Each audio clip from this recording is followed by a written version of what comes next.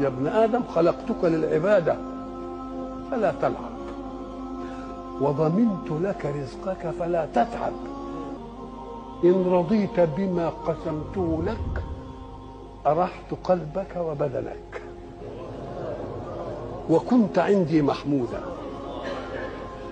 وإن أنت لم ترض بما قسمته لك فوعزتي وجلالي لأسلطن عليك الدنيا تركض فيها ركض الوحوش في البرية، ثم لا يكون لك منها إلا ما قسمته لك.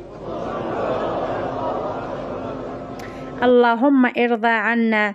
اللهم إني نسألك الرضا بعد الرضا حتى تفنى الأرض ومن عليها، وأسترضيك بما أردت أن ترضى. اللهم إنك تسألني عبادتك وأسألك الرضا، وإن قصرنا في عبادتك فأنت الكريم لا تقصر في رضاك عنا.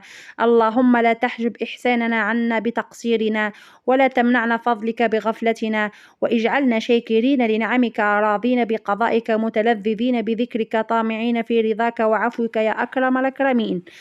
السلام عليكم ورحمة الله تعالى وبركاته. أهلا وسهلا حبيبات القلب، وشراكم البنات إن شاء الله تكونوا كامل بخير وتكونوا في صحة جيدة. حبايبي اليوم موضوعنا هو عن القناعة والرضا. حبايبي القناعة كنز لا يفنى. صراحة البنات ما كانش كما القناعة، والعافية أعظم الأرزاق وأفضلها. وفي النهاية لو سعيت في هذه الدنيا سعي الوحوش في البرية بقوتك ونباهتك وفطنتك وذكائك. كن على يقين تام إنك لن تنال إلا ما كتبه الله لك وقدره. حبوباتي صدقوني، المال ليس كل شيء، والسعادة ليست في الماديات، بل إن السعادة في القناعة والعافية والرضا. وتذكروا دائما قوله صلى الله عليه وسلم: ارضي بما قسم الله لك تكن أغنى الناس. أكيد الرضا بما قسمه الله لنا هو أثمن شيء. موضوعنا اليوم بنات عن الرضا والقناعة. بنات لازم نكونوا مقتنعين به عطانا ربي، سواء بالكثير ولا بالقليل. ديما نحمدوا ربي على كل نعمة صغيرة وكبيرة. شكون فينا بنات اللي تقول لك نخصص ركعتين لله حمد وشكر من نهار اللي ولدت لليوم على كل نعمة أنعمها ربي عليا؟ شكون فينا بنات تقول لك نصلي ركعتين حمد وشكر لله على كل صحة؟ بالعكس تلقي غير اللي تضر غيرها بعينها تقول لك فلانة بزهرها ونا لا، فلانة عندها وعطاها ربي ونا لا. لا لا لا لا لا أخواتي، مش للدرجة هذه. يسمى ضعف إيمان بربي على واش عطاك. كوني صبورة أختاه، كوني شكورة، كوني قناعة بما قدره الله لك. مش المال كل شيء، اختاروا ربي للإنسان. عيشي حياتك بالضحك ولعب وطاعة الله، لعل وعسى مخبية ليك في الجنة بالدنيا وما فيها. كاين ناس نحير فيهم الصراحة ونكره النوع هذا، نكره ما نحملوش. مساكين تلقاهم قلت له رواحهم كما هكا بالحسد والبغض. تلقاهم عينهم على غيرهم في كل صغيرة وكبيرة، حرزينهم. مثلا زوجة واحدة تلقاها تقول شوفوا زهرها مش زهري، ما تشبه الويلو زوجت، لعل فيها خير ليك أختي. كما زوجتيش مش الزواز كل الدنيا، مش الزواز آخر الدنيا.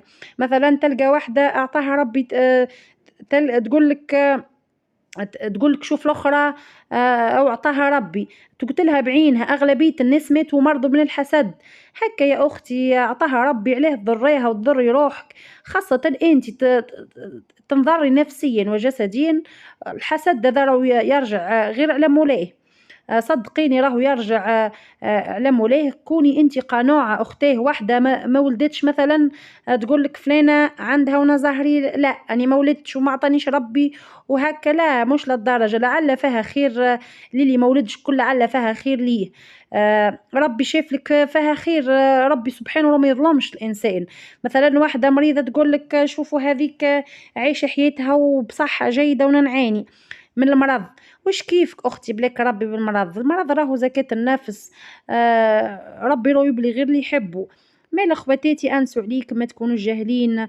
كل واحد عطاه ربي راهو شوف فيها خير ليه، كيما قادر يكون ابتلاه ثاني ليه يقول لك نعطي لعبدي من رزقي نشوفه يحمدني ويشكرني ويصدق من رزقي ولا لا، ولا نشوف عبدي يجري في الدنيا برزقي ولم في الذنوب أكثر به فأكثر.